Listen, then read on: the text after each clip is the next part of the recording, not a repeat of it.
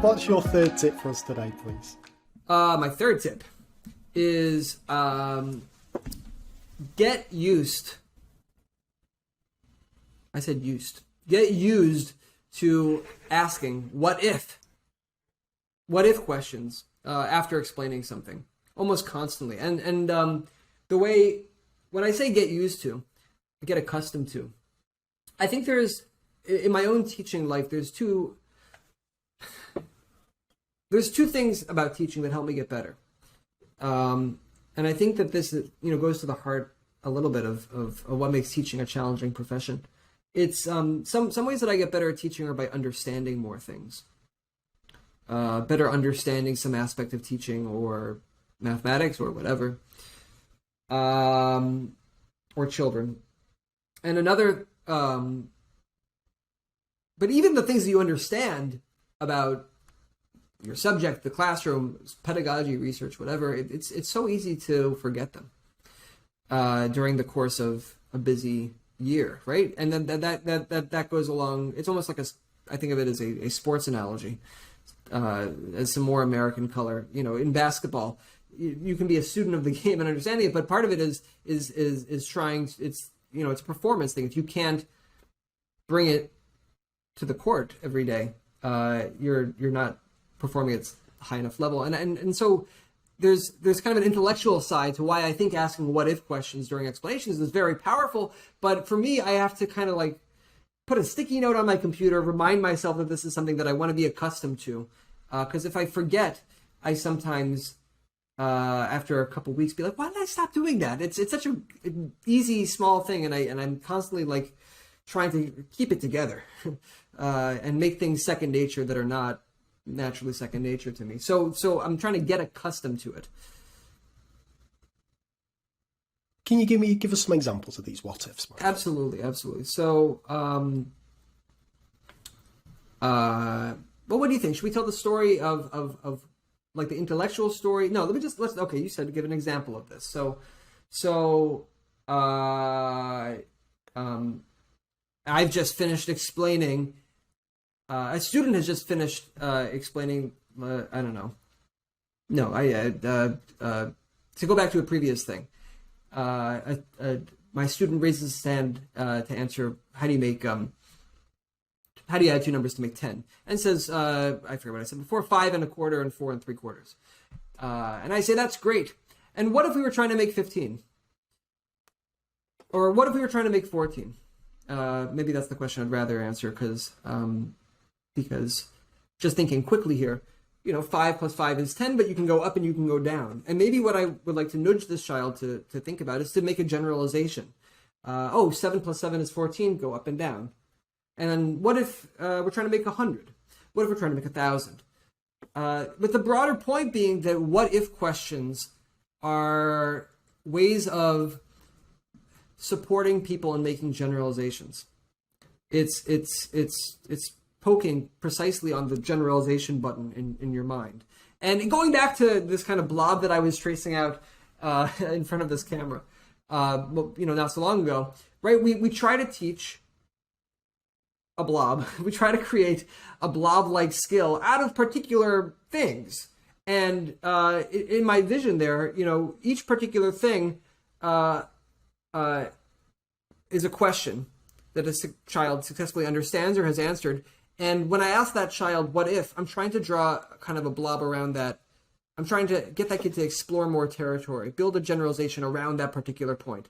So I'm trying to flesh out each particular question, example, idea that a child is having or understanding, and I want to get a little bit more territory. I want to get a little bit more. I want to build that into a generalization. Otherwise, it's just a question. It's just an isolated bit of knowledge. It's just a lonesome fact. Really interesting, Michael. Let me just reflect on this for a moment. So one change I've made to when I'm working with kids these days is I like to do a lot more kind of learner-generated examples. And I never used to do this. Everything used to come from me. But I reread Thinkers by Anne Watson, John Mason, and Chris and Liz Bills recently. And they have some really good structures in there for learner-generated examples. So a good one is give me an example of and another and another. So something like, give me an example of a fraction that's equivalent to 4/5, and give me another one, and give me another. And I tend to chuck a little twist at the end, make that last example as interesting as you can, so to try and get kind of boundary examples. So I really like that one. And I also really like, they have one called additional constraints, which is something like, think of two fractions that add together to make one. So that's the first one. And then the constraint comes in, but the denominators need to be different. And then another constraint for your next, and the numerators need to be the same, and so on. But what I like, it feels like this will slot in nicely along there. It feels like it's kind of like a learner generated example, because you've asked one question, they've come back with an answer, and then it's, okay, well, what if I changed it a little bit? What would you need to do to your answer? So I really like this, because what I like about learner-generated examples is they lead towards generality. They also show students understanding really clearly, because particularly if you push towards the boundaries, you can really see whether they've grasped the concept or not. But after that big, long ramble, my question is, when do these come into like a learning journey, Michael? Because my fear is if these are coming in the explanation part, it may be too much too soon, but are they coming after an explanation or come in after a bit of practice? When do the what if questions work best for you, do you think? Well, I think about it in terms of distraction, right? I wouldn't want a what if question to distract from our understanding of, going back to this analogy that for whatever reason is stuck in my head this morning. If we're trying to draw a particular point on this map, we want to make sure to actually get the point. And we want to make sure everybody gets the point in the room before we start expanding. So there is a bit of a constraint there, right? We don't want to, if we've just explained something and I assess that in the room not everybody has had it, and the first student that I call on seems to understand it, I'm not going to push what if, because I don't want to distract from the learning in the room. We can't generalize from something that we collectively don't yet understand well. Now, when I do a worked example routine, the way that I've kind of incorporated this is I think about this as a self-explanation prompt. In other words, I think about this as it's very hard so self-explanation prompts are supposed to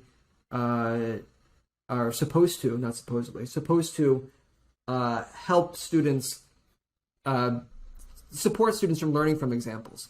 So if you have an example of something, a model paragraph that you'd like students to write to write in a style similar to, or if you have a procedural way to solve some problem, and that there's an example of that on the board. Self-explanation prompts are supposed to help students, find their way around that. And what if questions, I think, are examples of those things, and they're just easy to say. They don't require tremendous creativity to come up with. So when I'm doing a worked example, just to straightforwardly answer your question, students will analyze the example, and then they will discuss it. And often I will say to kids, okay, go ahead. Your first analysis question is about making sure that your first explanation question is make sure that you understand everything here, make sure that you understand the particulars, you paid attention to everything, you're not dropping the ball anywhere here. And then the second question is, okay, now generalize it. So I guess the way I think about it is, once we understand this thing, why not generalize? It doesn't need to wait until practice. Really interesting. Again, it's one of those things I'm going to need to think where they fit in for me. I'd never thought of putting them in the self-explanation. For me, it feels like something that comes after some kind of teacher-directed practice. But to take your point, I don't see why it shouldn't come in early on. Let me make the case a little bit further, Craig. Not to put pressure on you. Yeah, go. Okay, but just to make the case, how are students supposed to use an example for practice? Right? They're different problems. We've all experienced students who perfectly seem to understand an example and then are unable to apply them in practice. So how? I think some people think, oh, you just copy it. You just do the thing. But you and I know that even the slightest differences in surface level details are often meaningfully different to students when they're beginning learning. So it's not enough to say just do the same thing. An equation that looks ever so slightly different makes it impossible for them to do the same thing. So we are talking about generalization through and through. We are necessarily, when we say apply this example to this problem, we are talking about generalization. So some amount of generalization has to happen. And we do need to support students in making those generalizations. Whether what-if questions are, we could talk about that. We could talk about whether that's the right way to do it. But something needs to be done to help subsume these things under the same framework. It's interesting. That said, I think one thing that in your work, you would vary it very slightly. Right, you do very small variations between examples and practice, and I think that we could do that also with what-if questions. I think that's not, very different from what you do, right? We could say whatever variation you would do in a sequence of problems in your approach, Craig, where you've got like a minimally different practice. We could do that too, right? We'd say, what if instead of 12 it's 13?